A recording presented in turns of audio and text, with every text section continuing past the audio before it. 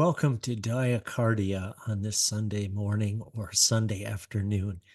I'm super grateful that my strong desire to help others grow as individuals, especially in and through relationships, has met your desire for the same, to grow as a person, to help your partner or partners in life to grow and to grow strong relationships.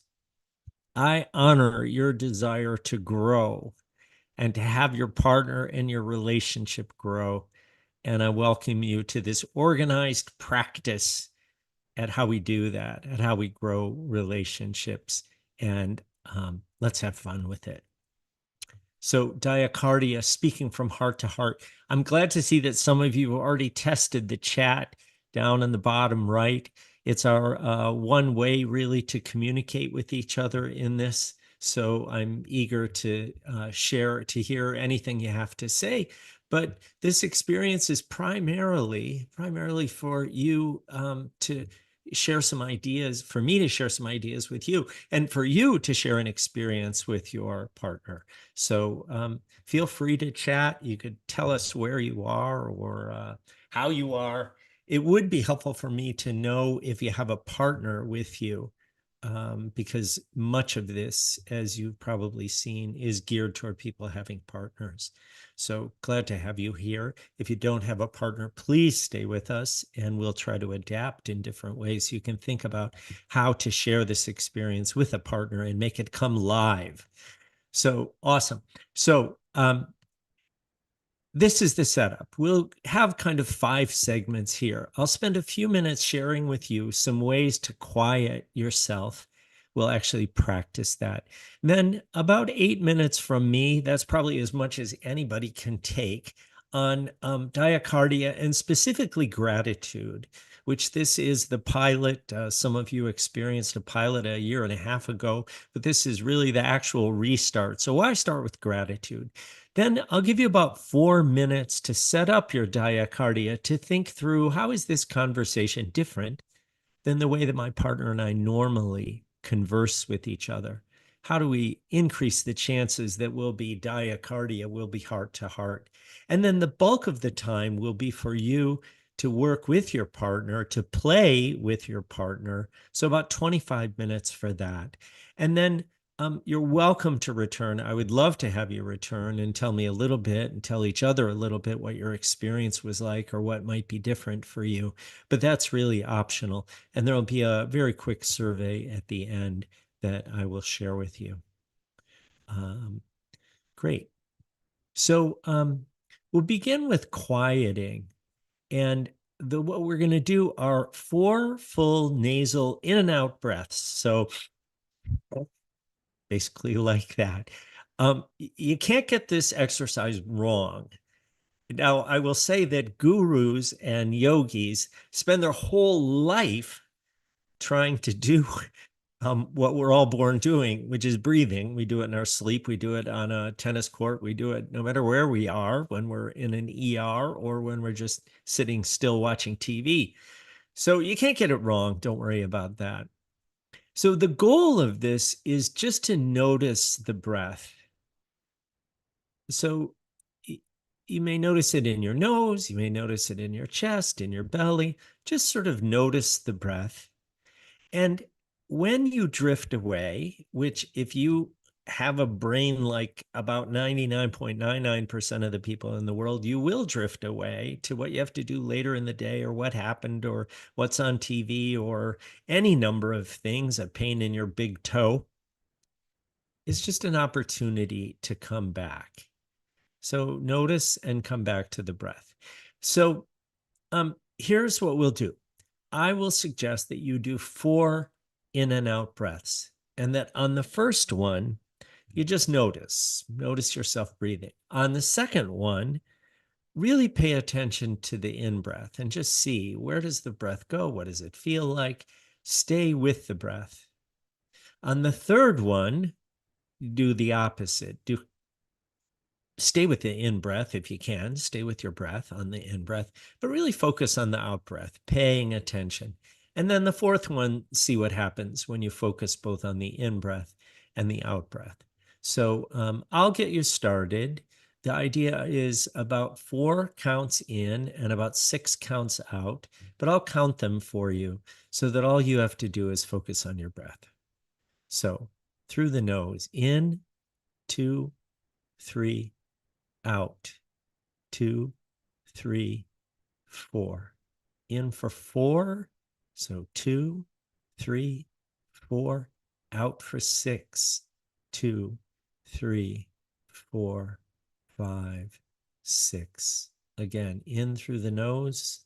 2, 3, 4. Out through the nose. 2, 3, 4, 5, 6. And one more. In through the nose. 2, 3, 4, and out through the nose. 2, 3, 4, 5, and 6. So I'd love to see if you have a chat you might want to share. What was it like just to do that? Did you feel it somewhere in your body? What was going on when you breathed like that? Any thoughts on that? Just to be breathing.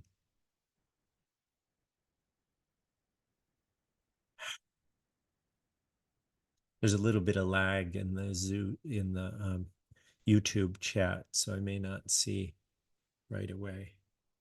I'd love any thoughts you would share if you notice feeling any bit different maybe afterwards. Typically, it has us in a calming place. Hard to stay present, as Mina said. The brain is a really speedy thing.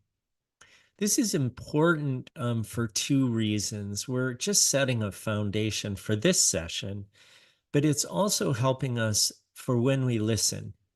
That I could be listening to my wife, Jennifer, and then suddenly I've got things to say, to tell her, to interrupt her, to argue with her, to take the topic in a direction that I would like to. Or with a business partner, I might be in a situation where I am wanting to hurry them. And so noticing my mind helps me to be able to be attentive to them.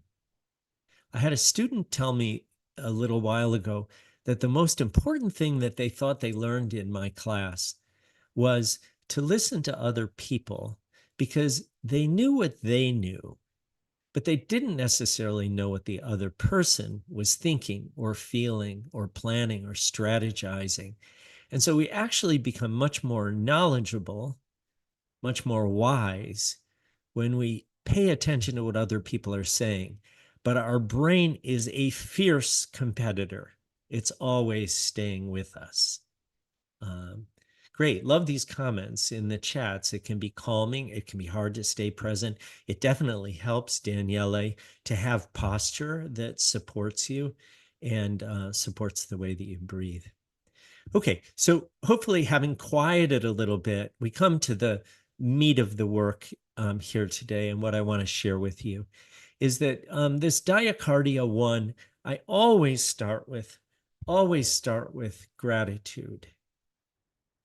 Why? And so what? And how? I'd like to kind of share those questions and think about how gratitude makes one feel grateful and even graceful towards other people, which is a lovely feeling to have. Why? Um, Sharing gratitude is enormously positive for the person sharing, as well as for the person who is receiving the sharing of gratitude. This all falls within what's been studied an enormous amount in the last 40 years under the rubric of positive psychology, or of positive leadership, the field that brought me to this work. And so what we know from positive psychology and positive leadership is that sharing gratitude is a way to proactively to initiate positive feeling in ourselves and others. So what? So what? Because it creates tremendous both individual and collective results. Individually, there are tons of studies that cultivating positivity and using the vehicle of gratitude does all kinds of things for people. For students, it decreases their absenteeism, their tardiness, it increases pro-social behavior. But the really fascinating thing is it changes our bodies. We produce more antibodies against sickness. People get sick less often when they're practicing positivity and gratitude. So it has these tremendous individual benefits. But what I'm most interested in this work in pairs is that it also promotes the relationship. How does it do that? Well, just think about when somebody has been appreciative towards you, when they thank you for something you sent them, for a message, for a gift, for flowers. What does it do to you? It typically increases your bandwidth to hear from them. You feel safe, not threatened. You feel appreciated, not deprecated. You feel virtuous rather than full of holes. And that tends to promote all kinds of things. Creativity, for one thing, in partnerships. Um, People can take risks with each other and share hard facts sometimes that otherwise they wouldn't, or constructive feedback that they wouldn't feel safe to give or to receive without this foundation of gratitude. Um, Perhaps most importantly, sometimes people feel like, why do this? Why do you force me? I've had friends and family members say, why do you force me to do this, do this gratitude stuff? It feels like Pollyanna. It feels like putting on rose-colored glasses. And I want to see reality. I want to see what's really happening. And what I would say in relationship is if you want to see what's really happening, you want to peel the layers a little bit, you want to do some hard work, they're doing something that's annoying you a little bit, or life has changed and they're treating you in a way that they always treated you, but you're not that person. Gratitude is the foundation. That building that foundation of gratitude allows us to do the hard work that we have to do in sharing constructive feedback with each other. So that's the notion, is practicing this. Now, what's fascinating to me in the research is that both in the realm of relationships, work done by Julie and John Gottman at the University of Washington and in their Love Labs subsequently, and the research in business on teams and on one-to-one relationships, is that you can have a ratio of positive to negative communications with people.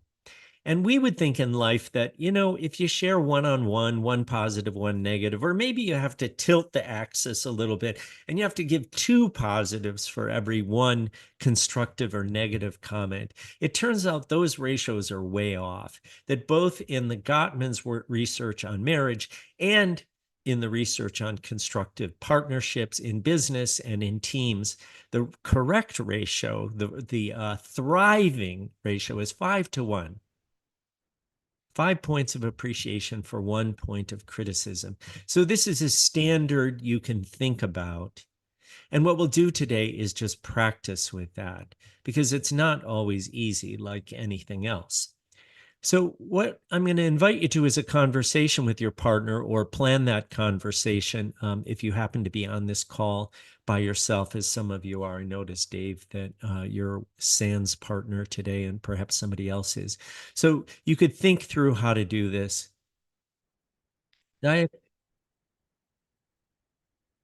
Diacardia is not the same as conversation, hoping my camera is unfrozen.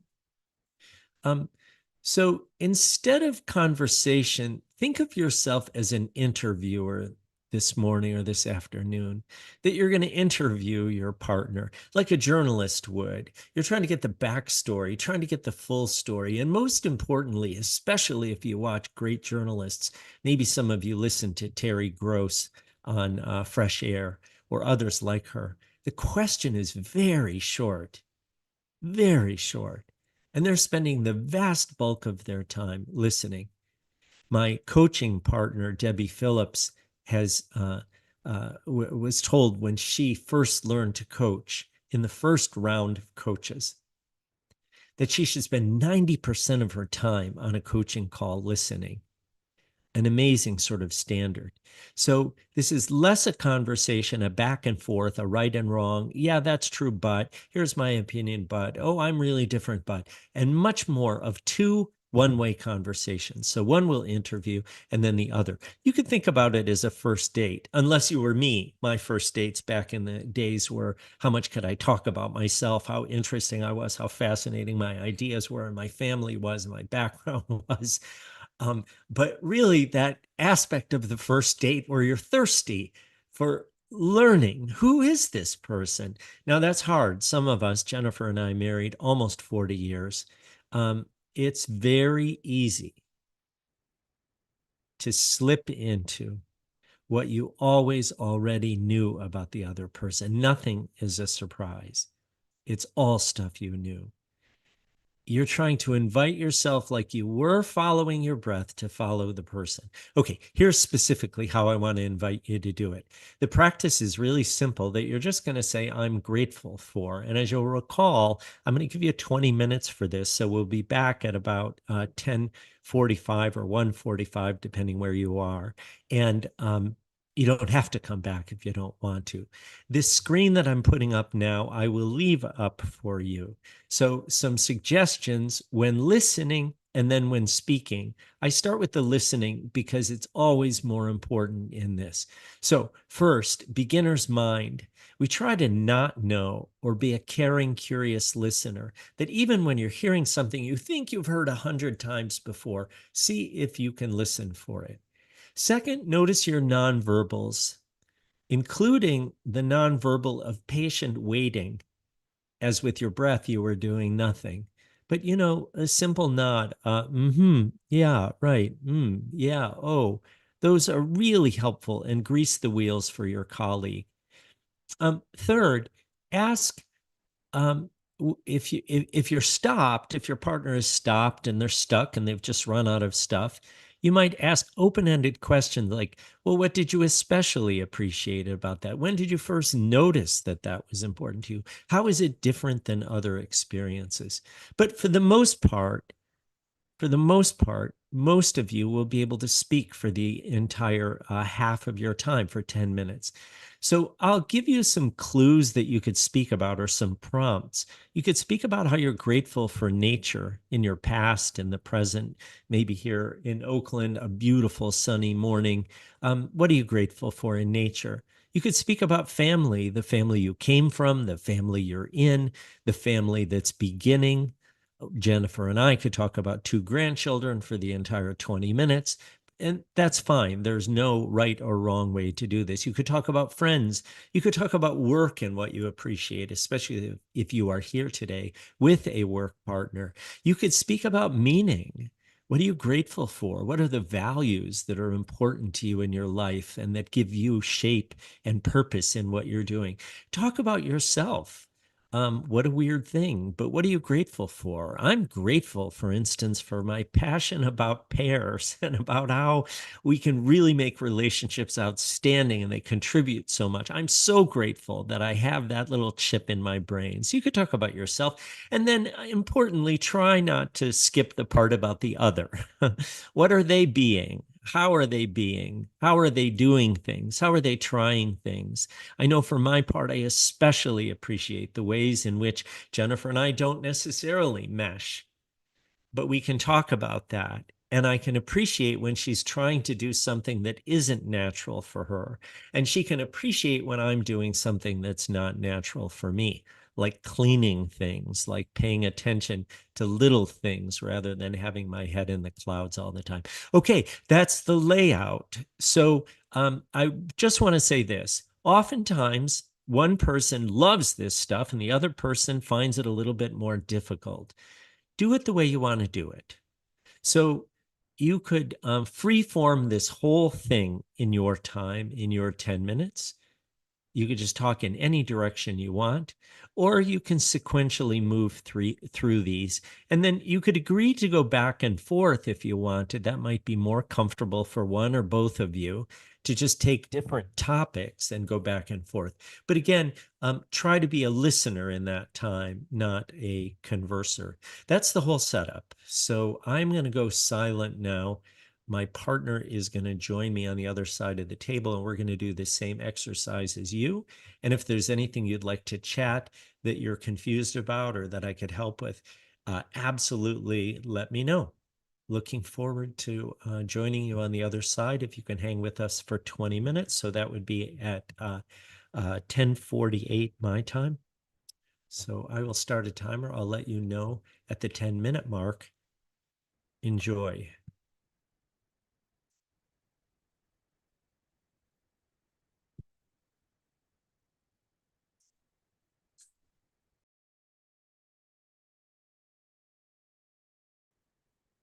Is it so close?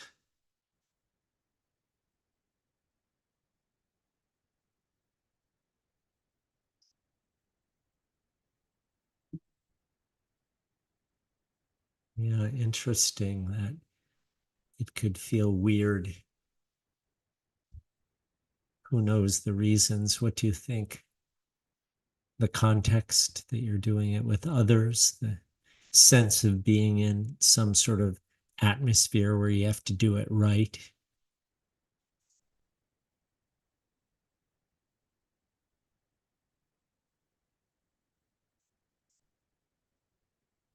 Daniele, yeah, much like the breath work, huh? You have to keep coming back to the other.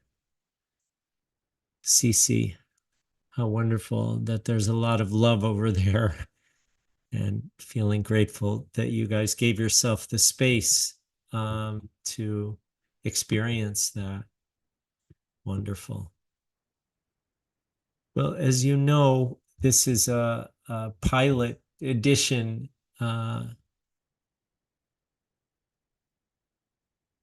My wife weighing in. We talk a lot, Jennifer and I talk a lot about different personalities. And for some people, we just swim in this. For those who understand or work with the Myers-Briggs, the kind of intuitive feeling types just love this and could talk all day. And for others who are much more pragmatic or much more strategic, then there's a different feeling about it and a desire for a so what, like what matters. As Jennifer's comment says, what have you been able to capital D, capital O do this week? That's something that you can be grateful for. I imagine she would also say grateful for time this week to accomplish amazing things. So, there's a place to really be open to each other and not expect the same kind of response from your partner. And it's that difference that creates synergy. The difference creates difficulties sometimes, that one is more feeling oriented or one is more thinking oriented, one is more tactical and one more abstract. But it's really in appreciating those differences that we actually grow. We grow in part in humility to realize everybody doesn't see and experience the world the same way we do. And then, in addition to that humility, just to see difference, we can also learn from others that difference where one is more tactical and one more strategic, one more easygoing and one more determined and focused. Those things can create wonderful complementarities. And especially if you have 40 years, as Jennifer and I have, you start to learn from the other. Dave, that's so interesting, David Katz, that you took a moment to realize how lucky you are. You know, there's lots of lotteries that lots of us on this YouTube stream won. Genetic lotteries and family lotteries and financial lotteries and privilege lotteries. So you can think of them as luck, or for some people, they'll think of them as grace, as what's been given. But we didn't generate it for ourselves. So much we didn't generate, so much came to us: parents, partners, physical well being. So much to be grateful for. Well, I'd appreciate if you would subscribe if you found this useful. My plan is to do this about once a month, and to also post some kind of asynchronous recording, so that if you can't catch a session, you can catch it later when your partner is available. As you know, this is designed for two. So if you subscribe and if you like, those are all things in the great algorithms of YouTube and the world that help us. I want to always keep these under an hour, so I'm feeling pretty good about the fact that we're 5 till, with a bump here or there along the way in learning something new. And maybe that's a great way to close, thinking about that there are little bumps along the way, and it's all practice. Whether Emma, you're fairly new with a partner, or Daniele and Jackie just married, or whether Dave celebrating 21 years of marriage in the past week or so, we can all keep working at it, but playing with it, having some fun with it. So thanks so much, y'all. I'm going to stick around till the top of the hour to allow anybody who wants to pop into the chat to say anything that would be helpful or useful. I'm really grateful again that my desire to help met your desire to learn and grow.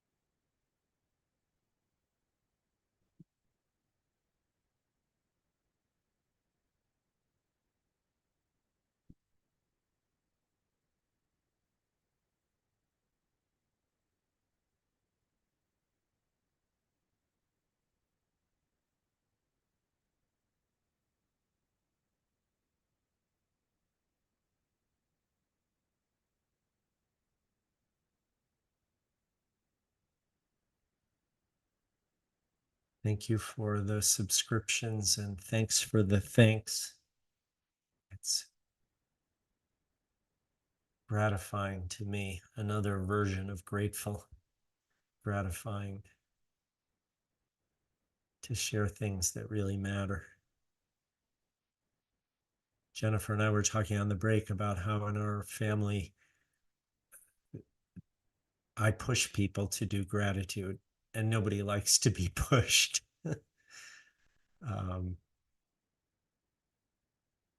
So it's something to invite people to a practice, and then find the way it works for people. Find different language, different queries that bring out that sense of appreciation for the good gifts we have in the world. All right, signing off. Thanks so much, everybody. Hopefully I'll see you in a month on the first Sunday of June, and talk to many of you in between. Be well.